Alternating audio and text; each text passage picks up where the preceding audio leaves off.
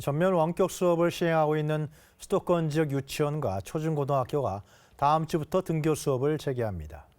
원격 수업에선 실시간으로 조회와 종례를 하는 등 쌍방향 소통을 강화하기로 했습니다. 임소영 기자입니다.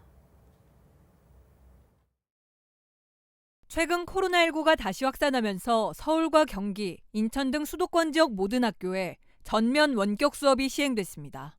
수도권 사회적 거리 두기가 2단계로 완화되자 교육부는 시도 교육감 협의회와 간담회를 열고 학사 운영 방안을 조정했습니다. 교육부와 협의회는 오는 21일부터 수도권 유치원과 초중고등학교 등교 수업을 다시 시작하기로 했습니다.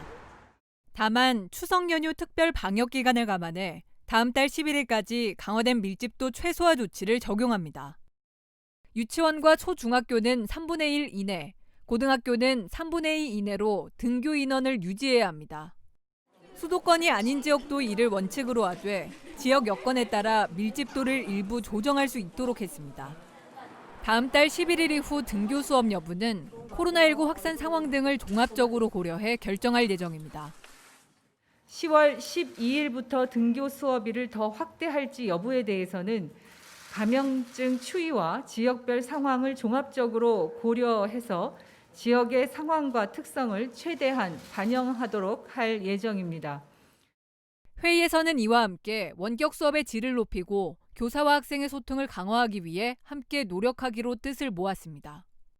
원격 수업 기간 실시간 화상 프로그램이나 사회관계망 서비스 SNS 등을 통해 모든 학급에서 실시간 조회와 종례를 운영하기로 했습니다. 또 원격 수업 기간 실시간 쌍방향 수업을 일주일에 한 번 이상 실시해 점차 늘려나갈 계획입니다. 콘텐츠 활용 수업에서도 실시간 대화창 등을 통해 학생과 교사가 지속적으로 소통하도록 했습니다. 아울러 원격 수업이 일주일 내내 지속될 경우 교사가 일주일에 한 차례 이상 전화나 SNS 등으로 학생 또는 학부모와 상담을 추진합니다. 교육부는 이 밖에도 교실 무선 인터넷 환경을 구축하고 노후기자재 약 200만 대를 교체하는 등 원격 수업을 원활히 지원할 방침입니다. KTV 임소영입니다.